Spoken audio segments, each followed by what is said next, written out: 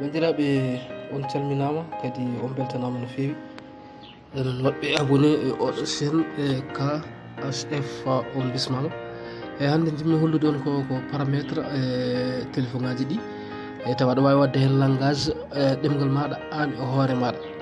mbaɗen yiru joni ko ɗemgal pular kalatmi walla so tawi ko ɗemgal gongal kalata.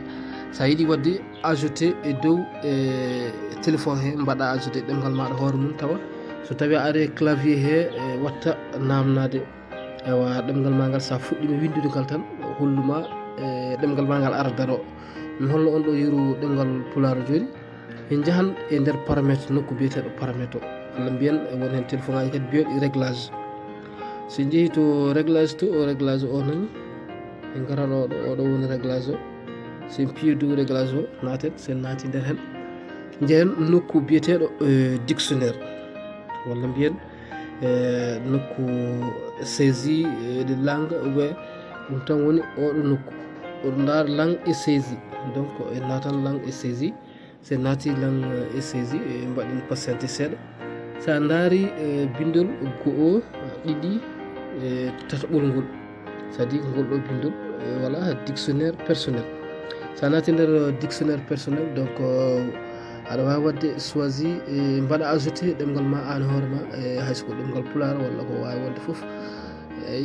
vous pouvez aussi ajouter votre propre langue dessus. donc mbaɗa tout les langues voilà. oɗo daara jaam waali e mon min mi waɗi ɗo ajouté pular mais mi waɗa goɗɗum pour que mbawon famde nani mimata tan ko plus o oɗo plus sa min plus sam mbaɗa voilà ajouté. donc mi winda ɗo juulenmo wuuri mbaɗen juulen walla juulen voilà juulen mo wuuri on ji juulen mo wuuri. donc on ji juulen mo wuuri. donc c'est très simple sa waɗi ɗum ajouté goɗɗum ala c'est déjà fait. donc ɗo hoore mum sa welama kadi aɗa wawi wadde juulen mo wuuri même chose walla kala ko mbawɗa wadde ajouté y a pas de problème. donc en kaɗan ɗo tan pour que mbaɗen tutorial yimɓeɓe paama.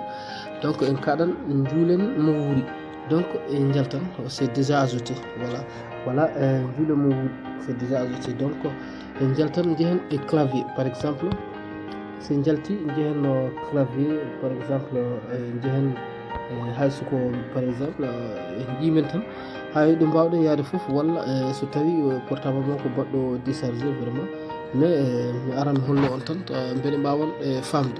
par exemple message ou bien on sort dans le message on va aller sur le WhatsApp pour le plus précisément. donc voilà jehen mi hollo on e nder WhatsApp to beele mbawan hen famde par ce que ko hunde wonde e fayida no fewi hayso tawi a ɓaman application pular walla application haalama ɗemgal maɗa an hoorema.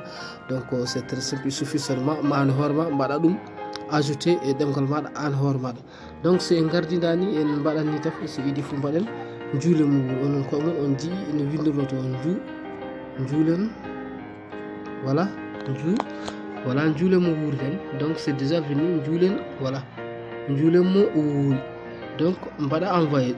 donc sa raccourci le lecture kadi e écriture o e bindi ɗi ene yawna ɗi kadi c'est très simple. ko Samsung ko portable wawi wonde fof une fois qu'est ce que so tawi ko Android tan donc ça marche an hoore maɗa wawi wadde ajouté ɗemgal maɗa ko ngal wawi wonde foof. c'est très simple, pas sûr il faut avoir une application. non, c'est très simple, c'est avec le paramètre du téléphone tan dartata ɗum woni ko mbaɗirta ɗum ajouté. voilà, voici le paramètre. il y a de certains téléphones qui dit configuration. donc il suffit sa naati ɗo application mbiyannomi paramètre ɗo tan jahata ko voilà langue et saisie. voilà encore langue et saisie. voilà, vous allez dictionnaire personnel, on rentre dans le dictionnaire personnel jaha tous les langues. ça y est tous les langues tan mbaɗa plus. voilà plus sa waɗi plus tan mbaɗa toujours no mbamimi no kollirmon ni tan jam mbaɗa jam waali. voilà jam waali. voilà, on va arrêter jam waali. maintenant jalta c'est déjà, ça windi tan c'est déjà mi haalanma sa windi tan une fois que sa windi a gagné tan c'est déjà enregistré. Une fois que vous avez écrit seulement c'est déjà enregistré. Donc mi aran mi arti hen kadi mi winda Jam Wali, mais toujours ko yidde hollude tan les choses sont très simples. Voilà, Jam, voilà, Jam, voici Jam Wali.